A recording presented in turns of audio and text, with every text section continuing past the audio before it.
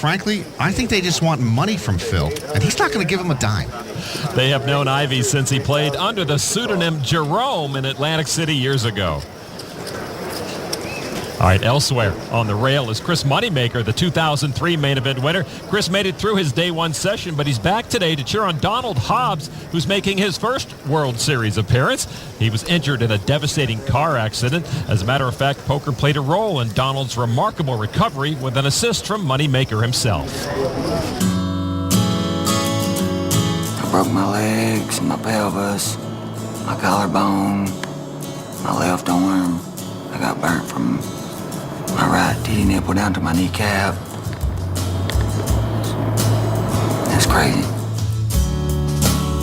My job as an occupational therapist is to help people regain function and independence. I was asking him about the things that he enjoyed doing, and he was telling me that he liked to play cards. So I asked him who his favorite poker player is, and he said Chris Moneymaker, and his face lit up and he got all excited. I'd watched him on TV for a long time, and I watched him every year he won in 03. So the word got back to Chris, and he was like, really? He was like, well, I'll go see him. So he did. When I came to the hospital and he saw me stand there, and he just went, oh my God, and this big old smile on his face. I was blown away. I was like, God, I couldn't believe it. It was awesome. And we played poker for straws, which he ended up killing me. Yeah, I still got my straws at the house. I promised when I was in the hospital with him that I would fly him out to the World Series so he could come watch me play. And in February, when I found out he was getting better, I decided, well, instead of flying him out here and letting him sit behind me and watch me play, I decided, well, I'm going to put him in the main event. Words can't explain it. This just bloated out of water. I mean, it's a dream come true. Donald says that he knows he has beaten the odds just by being here at the main event, but that's not going to stop him from playing to win. All right, let's get back over to our feature table and see how Phil Hellmuth has settled in next to Chuck Liddell. Chuck's got some game, Phil. Be careful here. I'm just having fun playing with guys I watch on TV, that's all. Absolutely. I'm sorry, is he going to be in the Colonel Klink outfit all day? Well, I think he's going for the Patton-esque look, and I think he's got it. Mark's safe now with ace-jack offsuit. Safe 1-2 Hold'em bracelets in a 1-week span in 05. Limps in for 200. Gil George now. Couple of deuces. And George makes the call. Liddell now mixing it up today. Chuck loves action. Jack 8. And Chuck's back in the ring. Is there an adjustment I can make to my TV set? The 11-star General folds. That's one for each bracelet, by the way. Over to Del Biagio. 9-5 from the big blind. He checks his options. 4 players in for the minimum.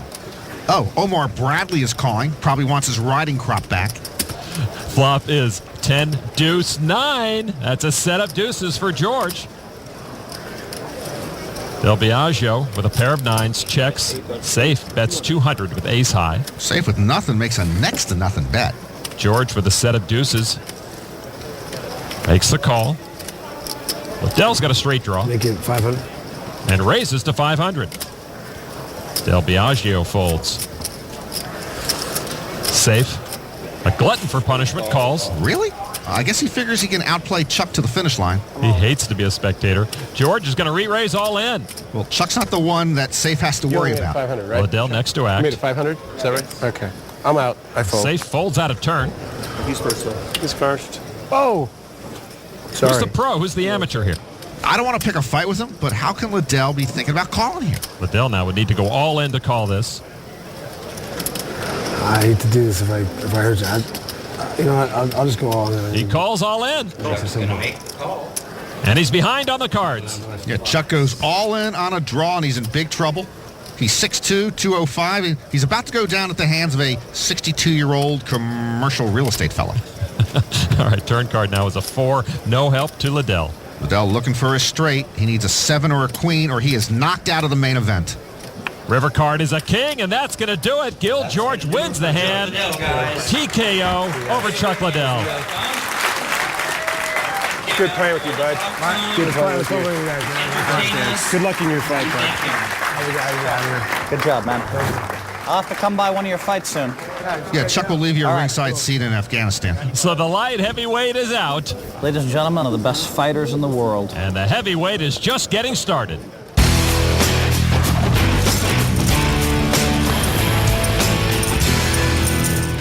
Here is tonight's Poker Fact brought to you by FullTiltPoker.net. There are nearly 20,000 possible flop combinations in Texas Hold'em. Memorize them and get back to us.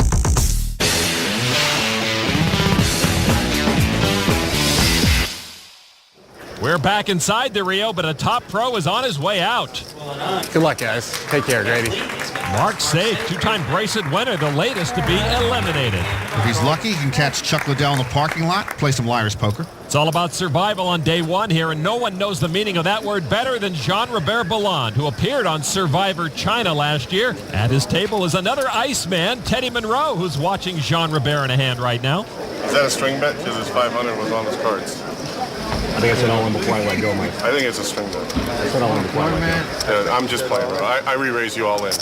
So Belland trying to vote somebody off the island here. And the tribe has spoken. The main event field is one man shorter. Good tournament. A little bit unlucky. All right, brother. I knew I didn't like it. Iceman love you, baby. Don't worry about it. Good luck. All right, baby.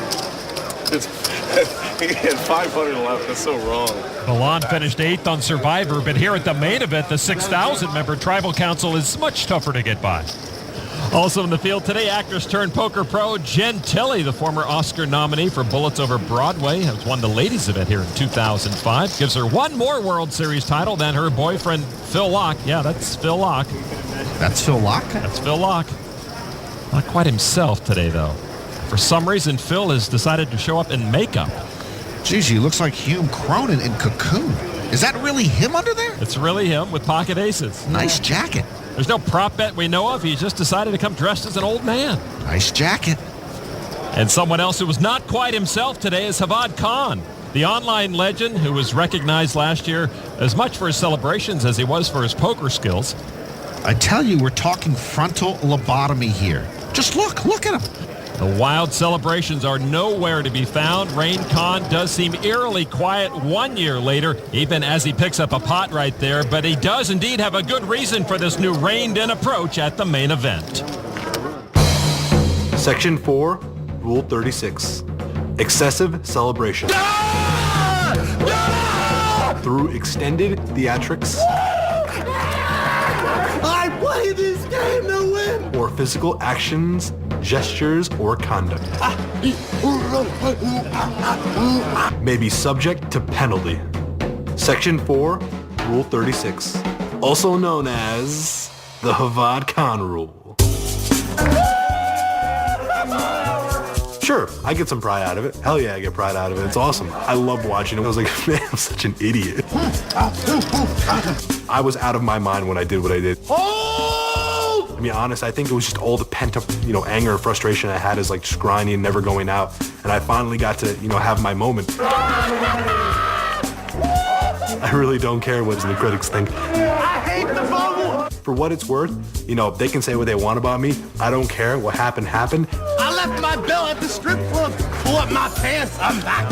There's no way I could ever replicate that. I got all of it out of me. That's it. Now I can play the game. I can appreciate the game for what it is as opposed to just getting out there and showing everybody my face. I think the rule was a good idea, and I'm glad they